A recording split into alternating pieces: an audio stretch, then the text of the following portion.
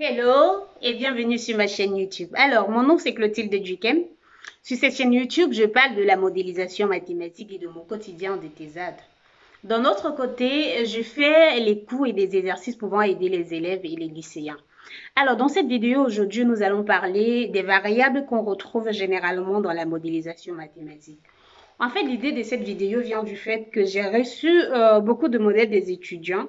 Et dans ces modèles, généralement, je pense qu'il y a une confusion qui se trouve au niveau de ce qu'on appelle susceptible ou latent dans un modèle mathématique.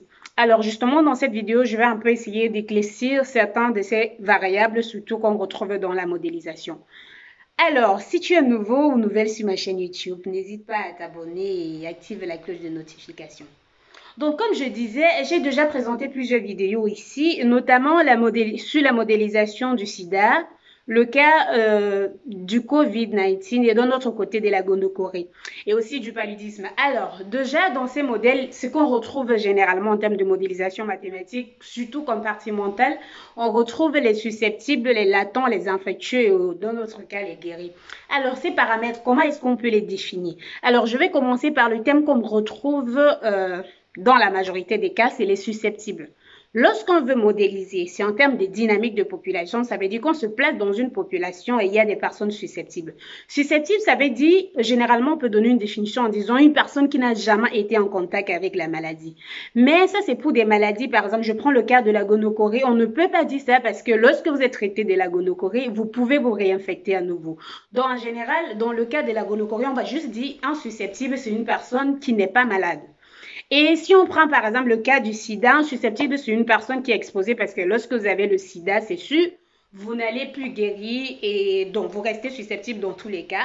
Donc une susceptible dans ce cas, c'est une personne qui n'a jamais été en contact avec le sida, mais c'est une personne qui, une fois qu'il rentre en contact, s'il y a une certaine probabilité ou que si les conditions sont nécessaires et suffisantes pour que la personne tombe malade, la personne peut devenir un latent.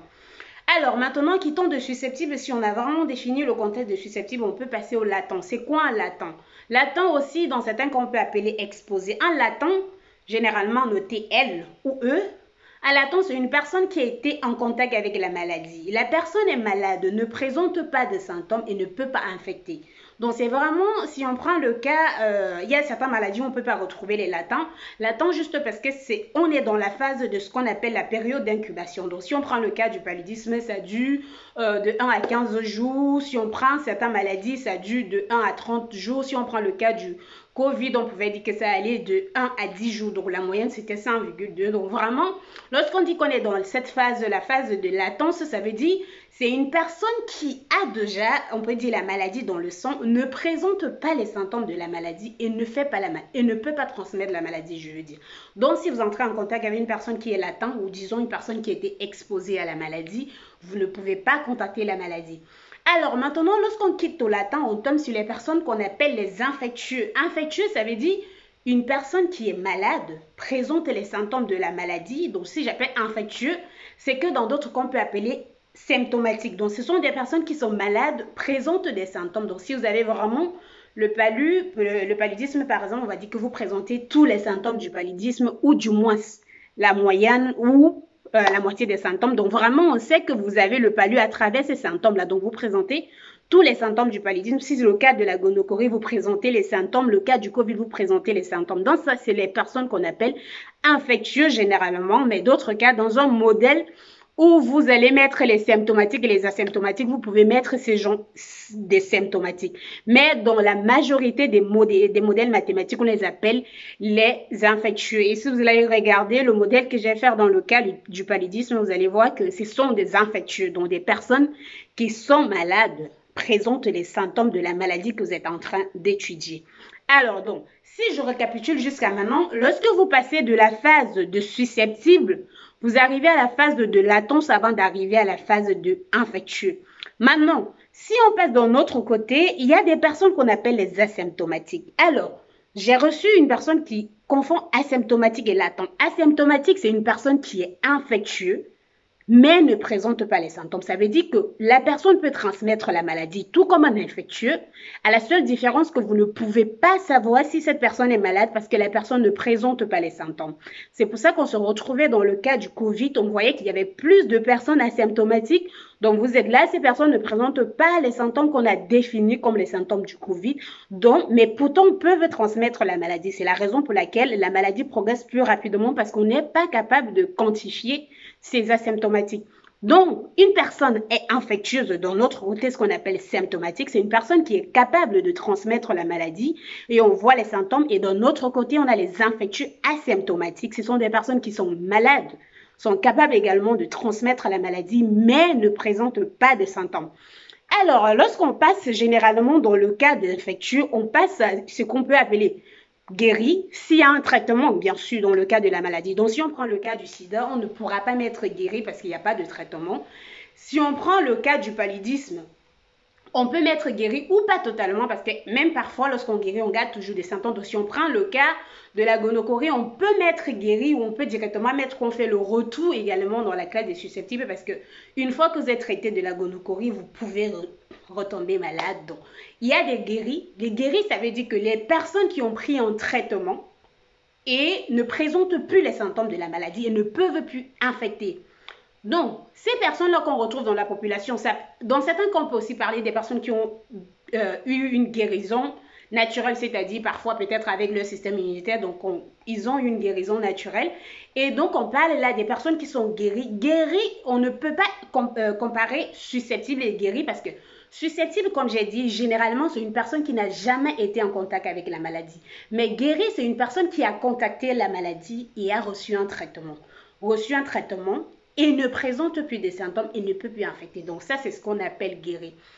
Alors ça, c'est une structure un peu, on peut dire, de façon générale qu'on retrouve dans des modèles. Mais vous allez voir, plus de modèles, on évolue parce qu'il y a des modèles où on ajoute les vaccins. Et dans ces modèles, on va parler des vaccinés. Vaccinés, ce sont des personnes qui ont reçu un vaccin. Donc vous faites un modèle, dans votre modèle, vous avez les variables. Vous allez retrouver les personnes susceptibles, les personnes latentes, les personnes infectieuses symptomatiques, les personnes infectieuses asymptomatiques, les guéris. Et maintenant, si vous incorporez un autre côté, si vous avez une maladie qui a un vaccin, comme le cas de l'hépatite B, comme le cas de la grippe, écoute, donc vous pouvez retrouver ces maladies-là, vous allez ajouter le côté vaccin. Mais si c'est le cas d'une maladie un peu comme le paludisme ou le cas d'une maladie comme le Covid, vous ne pouvez pas ajouter le côté vaccin parce qu'il n'y a pas de vaccin. Donc voilà, vous voyez qu'avec des modèles, on peut ajouter plus de variables. Ceci, on les appelle les variables. Ce que je viens de définir, ce sont des variables. Donc lorsque vous voulez modéliser, il faut être capable de définir ce que ces variables représentent, donc le problème que vous êtes en train de résoudre.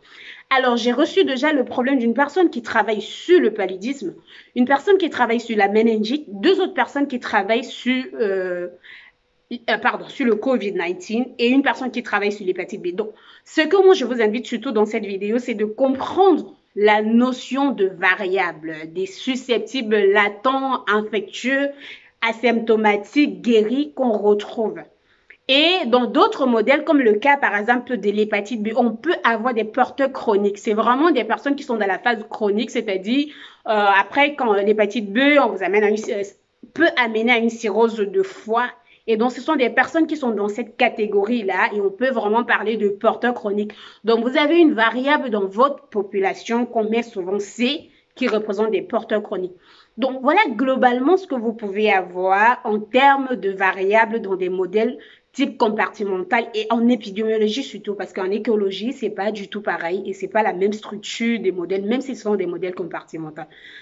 Alors, dans la prochaine vidéo, je vais parler des variables surtout parce que j'ai vu que il y a également des étudiants qui n'arrivent pas vraiment à distinguer le passage ou la compréhension du passage, par exemple, de susceptible à latent ou de latent à symptomatique ou asymptomatique ou à infectieux, infectieux symptomatique ou infectieux asymptomatique. Alors, j'espère qu'avec cette vidéo, vous allez avoir un peu le nécessaire concernant les questions que vous m'avez posées.